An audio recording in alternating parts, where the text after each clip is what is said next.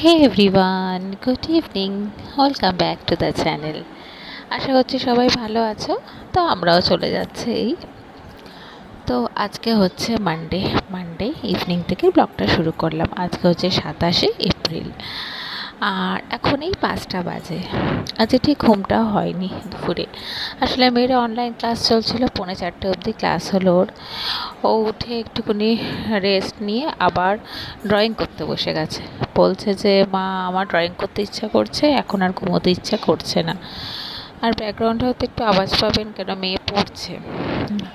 আর আমি এই লিভিং রুমে এসে এডিট করছি।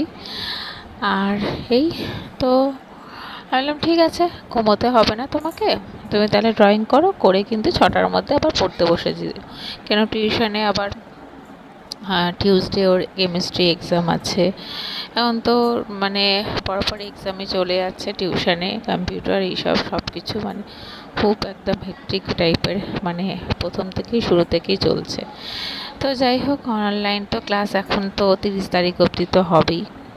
ভোটের রেজাল্ট আউট হওয়ার পরও যে কী হবে এখন কিছু সেটা এখনও আসেনি, মানে অ্যাপে ওরা দেয়নি। 30 তারিখ অবধি দিয়ে দিয়েছে অনলাইন ক্লাসটার শিডিউলটা, সেই হিসাবে দিয়ে দিয়েছে।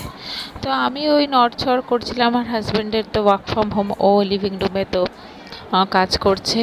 আর এই আর যা গরমটা পড়েছে সত্যি খুব লাগছে। আমার হাজব্যান্ড ওই লিভিং রুমে কাজ করছে, গরম ফ্যান চলছে তাও একটাই, আর আমরা ঘরে এসিতে বসে আছি। তো আর কি করা যাবে, সব কিছু নিয়ে চলতে হবে। আর আমি ওই জন্য বললাম না, নড়চড় করতে করতে বললাম না উঠে পড়ি, আর ভাল লাগছে না শুয়ে থাকতে, বিছনায় শুয়ে থাকতে। তো উঠে পড়লাম। এসিটা অবশ্য এখন বন্ধ করে দিয়েছি, অনেকক্ষণ চলেছে, সেই সকাল থেকে মেয়ে ক্লাস চলছিল, সেই 10টা 25 থেকে টানা এসি চলেছে। আর এই এই এখন মেয়ে হচ্ছে কাঠ বানাচ্ছে। ওর কালকে টিউশনে সে পড়ে, স্কুলেও পড়ে, কিন্তু সেকশন আলাদা। ওর বার্থডে আজকে ছিল, তো কালকে ও কাঠটা দেবে, সেই জন্য ওই কাঠটা বানানোর জন্যই ড্রয়িংটা করছে। তো এখন এই ঘরটা ঠান্ডা ছিল বলে বন্ধ রেখেছিলাম, ঘন্টাখানেক হয়েছে এসিটা বন্ধ করেছি। আর এই এখন দরজাটা খুলে দিলাম।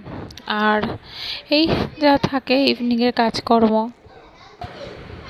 আর ইভিনিংয়ে তো যা কাজকর্ম, ইভিনিং বলুন নাইট, মানে সব কিছু নিয়েই একদম। তো এখানে আমি মুখ টুক ধুয়ে এই ব্যালকনিতে এলাম। আর ব্যালকনিতে এসে দাঁড়ালে একটু অন্যরকম লাগে, মানে চারিদিকে গাছপালা দেখতে সারাক্ষণই ভালো লাগে। আর ব্যালকনিতে দাঁড়িয়ে তো একটু উকিঝুঁকি মারতেই হয় সারাক্ষণই, কে কোথা দিয়ে যাচ্ছে, কে কী করছে না করছে সেগুলো তো দেখতেই হয়। কেন, আমার নিজস্ব ব্যালকনি, আমি সেখানে দাঁড়িয়ে যা ইচ্ছাই করতে পারি। আসলে ভাবছেন এই কথাগুলো বলছি কেন, আসলে কিছু মানুষ আছে তাদের মানে জঘন্য লাগে, মুখ লাগতে ইচ্ছা করে না। তো যাই হোক, বাদ দিন। আর হচ্ছে এই এখন চলে এলাম এই কিচেনে, এসে এখন আর কি গরমটাই না পড়েছে, প্রচণ্ড পরিমাণে গরম। তো আজ ইভিনিং একটু ছোলা মানে সিদ্ধ করে ভাজবো। তো ছোলাটা মা ভিজিয়ে দিয়েছিল, তো সেটা এখন সিদ্ধ বসিয়ে দিচ্ছি। ওই ইভিনিংয়ে একটু নিয়ে ছোলা ভেজে লঙ্কা দিয়ে একটু সামান্য নুন আর সর্ষের তেল দিয়ে ভেজে খাওয়া হবে। তো সেই জন্য এখন ছোলাটা বসিয়ে দিচ্ছি, তার সাথে হয়তো চা বসাবো। আর আজকে লাঞ্চে সিম্পল করেছিলাম, সিম্পল বলতে পোস্ত করেছিলাম, ঝিঙে আলু দিয়ে পোস্ত, মুগ ডাল করেছিলাম লাউ দিয়ে, আর হচ্ছে ঢ্যাঁড়স ভেজেছিলাম, আর আমের আচার ছিল, পাঁপড়ও বলেছিল মেয়ে ভাজতে, তো আর পাঁপড়টা ভাজিনি, গরমেতে তো একটু হালকা পাতলা খাওয়াই এখন ভালো। আর তো এই আর দই পেতেছিলাম, দই খাওয়া হয়েছে, আমি দইটা খাইনি, রাতে আমি খাবো বলেছি, কেন ভালো লাগছিল না দুপুরে আর দইটা খেতে, তো সেই জন্য। আর আজকে ডিনারে বানাবো ওই ডিম দিয়ে আলু দিয়ে একটু মাখা, মানে ভাজা ভাজা টাইপের যে তরকারি, আর হচ্ছে রুটি করব। ব্যাস এই আজকে ডিনারের মেনু সিম্পল।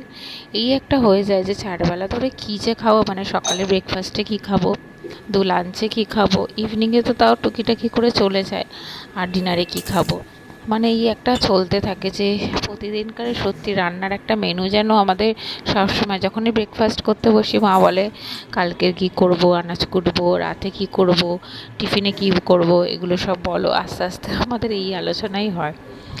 তো যাই হোক, ওখানে এগুলো বসিয়ে দিয়ে এখন এই যে ফ্রিজ থেকে দুধ বার করে দিচ্ছি। আর মেয়ে তো এখন সকালে করে আর ওকে দুধ দিচ্ছি না গরমে, ওকে বললাম বিকেলে একটু দুধ খাবি, বায়না করছিল খাবো না। তো কফি খাওয়ার বায়না করছিল, তো আমি বললাম না, কফি শেষ হয়ে গেছে প্রথম কথা, আর এখন গরমে কফি দেওয়া হবে না তোমাকে। তো এই হচ্ছে, তো কফিটা শেষ হয়ে গেছে, আনা হবে। আসলে কি, খুব একটা আমরা বাড়িতে তো কফি আর খাই না, আর এখন গরম পড়ে গেছে, তো সেই জন্য আর সেরকম জোর দিয়ে আনাও হয়নি। পরের মাসে দেখা যাক, আমার হাজব্যান্ডকে বলেছি মাসকাবাড়িতে নিয়ে আসবে।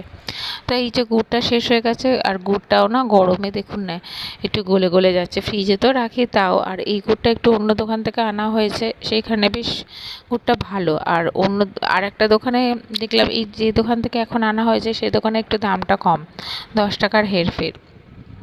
মানে 1 কিলোতে একটু 10 টাকা, বলতে গেলে কি 80 টাকা করে কিলো আমাদের এখানে ভেলিগুড়টা নিচ্ছে। আর অন্য দোকানে জিজ্ঞেস করা হয়েছে 70 টাকা করে। আর যেহেতু 1 কিলো নেওয়া হয়েছে, তো মা বললে 60 টাকা নিল দেখলাম।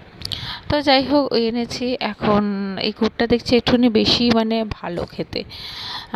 তো ওজনটাও দেখছি বেশ ভালো টালো দিয়েছে, ওই এক একটা দোকানে যাহা হয়। তো ওই, আর ওই গুড়টাকেও ঢেলে নিলাম। আর এদিকে এখন লিকার চাটা হয়ে গেছে, লিকার চাটাও এখন ছেঁকে নেব। আর গরমেতে মানে মানে কি করব না করব একদম মানে কতক্ষণে মনে হচ্ছে না কাজকর্ম করে গিয়ে ঘরে গিয়ে একটু এসিটা চালিয়ে বসি, আর মানে এরকম একটা ব্যাপার হয়ে গেছে। আর একটু তাড়াতাড়ি করে নিয়েছি, ওই মেয়ের সামনে বসে থাকতে হবে পড়ার জন্য। কেন, বাংলাটাও আমি তো দেখি, তো সেই হিসেবে বাংলাটা পড়াতে হবে। মানে এক একটা দিন এক একটা রকমভাবে ওকে দেওয়া আছে সাবজেক্ট হিসেবে করে।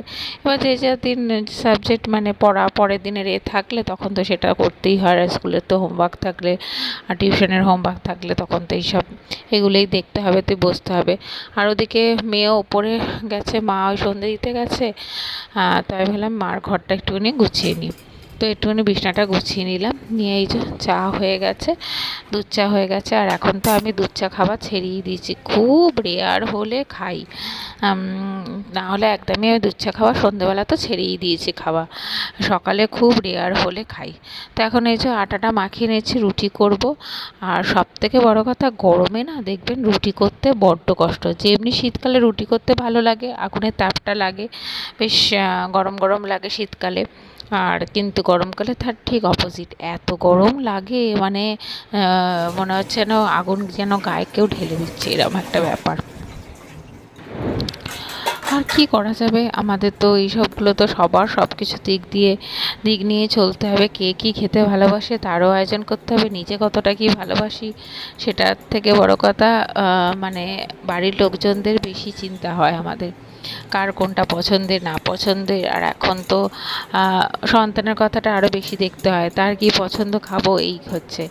আর মেয়ে তো ওই ডিমের তরকারি ওই খাবে না, ওর চিকেন আছে, যেহেতু সানডে চিকেন করেছিলাম, ওর চিকেনটা আছে, ওর হয়ে যাবে। মানে চিকেনটা অনেকটা পরিমাণেই আছে, তো মোটামুটি দুজনের মতো হয়ে যাবে। হ্যাঁ, তো ওই চিকেন আছে, ও তো চিকেন পেলে তো আর তো কিছু দরকার নেই।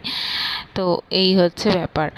আর মানে অনেকে থাকে, আমার দিদি যেরকম কি সকালবেলা সমস্ত রান্নার পর্ব শেষ করে না, সন্ধেবেলা আর কোনো কিছু রান্নার দিকে ঝামেলা চাই না। আর আমার আবার কি কোনো সময় করলাম সকালে একেবারে ডিনারটা বানিয়ে নিলাম, ওই সানডে করে একের সময় থাকে। আবার কোনো সময় আবার সন্ধেবেলায়, বেশিরভাগটা সন্ধেবেলাই করি, বানিয়ে আমি খুবই কম রাখি। মানে কোথাও যাওয়ার থাকলে তখন আগের দিনে, আর নাহলে শীতকালে, শীত যখন খুব পড়েছিল তখন একটুখানি অল্প অল্প রান্না বানিয়ে রাখতাম। কিন্তু গরমকালে তো ওইটা করা যাবে না, কেন খাবার তো বানিয়ে রাখা যাবেই না একদমই, কেন যা প্রচণ্ড গরম পড়েছে, খাবার নষ্ট হয়ে যাবার ভয়। ফ্রিজে থাকলেও যতই যাই হোক, তা গরমেতে তো সেই জন্য। আর গরমে কি বলুন তো, আমার কাজ করতে অসুবিধা হয় না, গরমে বরঞ্চ আমি কাজ করে খুব আরাম পাই, মানে কাজ করার একটা এনার্জি জাগে। কিন্তু এই গরমটা লাগে প্রচণ্ড, এই হচ্ছে কথা। রুটিটা করতে খুব সত্যি কষ্ট হয়। এক এক সময় হাজব্যান্ড বলে, রুটি যেরকম সানডেতে রুটি কিনে আনা হয়েছিল, কিন্তু প্রত্যেক দিন রুটি কিনে আনাও তো খাওয়াটাও উচিত না, তো সেই জন্যে। আর শীতকালে কি বলুন তো, কাজ করতে আলসি লাগে, ওই ঠান্ডা লাগছে বারে বারে জলে হাত দিতে হবে, এই একটা, ঘুম থেকে ভোরবেলা উঠতে খুব কষ্ট হয় এই এখন। আর এখন তো আমার সত্যি হয়ে গেছে 5টার সময়, যতই এই হোক 5টার সময় আমার ঠিক ঘুমটা ভেঙে যায়, ওই উঠতে উঠতে 5টা 15 20 হয়ে যায়। তো এই, আর তো এটা একটা হচ্ছে অভ্যেসের আমাদের, মানে যেরকম যা অভ্যাস করবো সেই অনুযায়ী আমাদের সব কিছু হয়। তো দেখো না, রুটিটা আমার ওই আটার মাখা রুটিটা বেলে নিলাম, তার ফাঁকে চা খাওয়া হয়ে গেছে, লিকার চাও খেয়ে নিয়েছি মাঝে। আর এখন রুটিটা করে নিলাম। আর দেখছেন আগুনের তাপটা কীরকম উঠছে। তাই একই সময় ভাবি আমরা এই বাড়িতে থেকেই এত করছি, যারা রাস্তাঘাটে কাজ করে তাদের কি কষ্ট। ও সত্যি মানে এতটাই কষ্ট যে তাদের বলে বোঝা যায় না, কিন্তু কি করতে হবে, পেটের জন্য সবাইকে তো সব কিছু করতে হয়। ঘর সংসার চালানোর জন্য এইসবের জন্য তো করতেই হবে। তো এই একটা আমাদের মানে চলে আসে। তো যাই হোক, আর তো সেদিনকার ইউটিউবে দেখছিলাম একজন ব্লগার আছে, তার প্রায় ইউটিউব জার্নি বলছিল 7টা বছর, 7টা বছর বাদে ইউটিউব থেকে পেমেন্ট পেয়েছে। তো সেটাই বলছি, কতটা নিজেকে করে পেশেন্ট মানে করে রেখেছিল, যে এত বছর বাদে মানে পেমেন্টটা পেলো। নিজের মধ্যে একটা ধৈর্য বলুন, সব কিছু ওই যে হলো, ইউটিউবে আসতে গেলে, ইউটিউব বলুন মানে সোশ্যাল মিডিয়াতে কাজ করতে গেলে একটা ধৈর্য তো আপনাকে রাখতেই হবে। যে ভিডিও দিলাম বলেই আমার ভিউজ এক্ষুনি এত এত হয়ে গেল। হ্যাঁ, যাদের ক্ষেত্রে হয় তারা অনেক করে, অনেক ব্লগাররা আছে, কিন্তু এখন ডেলি লাইফস্টাইলদের ব্লগদের দেখবেন একটু অন্যরকমই, সব কম ভিউজ আছে। আমি তো বলছি আমার জানা আছে মানে 2 লাখ 3 লাখ সমস্ত সাবস্ক্রাইবার, কিন্তু তাদের ভিউজ আছে 500 700 করে এরকম। তা আমরা তো ছোটোখাটো, সেখানে তো আমাদের এই আসবে, কিন্তু ধৈর্য রাখতে হবে, ঠিক একদিন না একদিন সফল মানে হবেই, এরকম একটা ব্যাপার। ওই ধৈর্য রেখেছি বলে আমারও অনেকটা বছর হয়ে গেল, কিন্তু জানি না ঠাকুরের কৃপায় হয়ে যাবে, মানে আপনাদেরও এতে ভালোবাসাতে। তো এই হচ্ছে একটা নিজেকে ধৈর্য রেখে ইউটিউবে যতটা পারছি ভিডিও দিয়ে যাচ্ছি, সংসার সামলে, বাচ্চা সামলে, সব কিছু সামলে। তো অনেক কথা বলতে বলতে এই দেখুন, সেদিনকে অনলাইনে বলেছিলাম না, ওই একটা জিনিস এসেছিলো ইঞ্চেম, আর এই যে এই একটা বাকেট টাইপের নিয়ে এসেছি, এটাতে মেয়ের ওই স্টোরি বুক এই সবগুলো রেখেছি। আর এই দেখুন মেয়ে কার্ডটা বানিয়েছে কি সুন্দর, সমস্ত স্পার্কেল দিয়ে দিয়ে। তো গল্প করতে করতে অনেকটা কাজই আমার এগিয়ে গেল। তাই বললাম, সোশ্যাল মিডিয়াতে থাকতে গেলে ধৈর্য রাখতে হবে, নিজের এক্সপ্রেশনটাকে রাখতে হবে, তবেই সাফল্য লাভ করা যাবে। তো এই হচ্ছে কথা। তো এই দেখুন ছোলাটাকে সিদ্ধ করে এই যে কড়াই তেল দিয়ে একদম ভেজে ভেজে নিয়েছি, আর এখন নাবিয়ে নিচ্ছি, হয়ে গেছে। আর খাবো, এখন খাবো না, আমি একেবারে রান্নাবান্না করে নিয়ে তারপরে একটু সামান্য একটু মুড়ি দিয়ে খাবো, বেশ ভালো লাগে মাঝে মাঝে এইসব খেতে। তো মাঝে মাঝে হালকা ফুলকা খেতেও বেশ ভালো লাগে। আর তাই করতে করতে আমার রান্নাবান্না কিন্তু অলমোস্ট কমপ্লিট হয়ে গেছে। এদিকে ওই আলুটাকেও ভেজে নিলাম ডিম দিয়ে।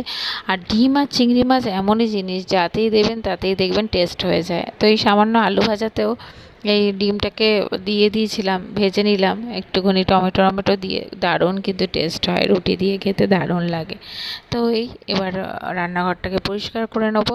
আর এতটা গরম লাগছে না, আমি হাউসকোটটা খুলে দিয়েছি, মানে একদম পারছি না, প্রচণ্ড পরিমাণে ঘেমে গেছি। তো রান্নাঘর তো আমি তো একদম ক্লিন করি, সমস্ত কিছু মানে না করলে তো আমার হয়ই না একদম। আর তাহলে চলুন এর সাথে সাথে ভিডিওটা এখানেই শেষ করব। আশা করছি ভালো লাগলে অবশ্যই লাইক শেয়ার কমেন্ট করতে পারবেন না। তো আপনারা ভালো থাকবেন, সুস্থ থাকবেন, এই গরমে ভালো থাকার চেষ্টা করবেন, বেশি বেশি করে জল খাবেন, আর ভালো ভালো কথা বলবেন, সবার সাথে ভালোভাবে থাকবেন। আবার একটা অন্যরকম নতুনত্ব ডেলি লাইফস্টাইল ব্লগ নিয়ে আসবো, নতুনত্ব বলতে আমার যা লাইফস্টাইল সেই ব্লগ নিয়ে আসবো। তো আজকের মতো টাটা।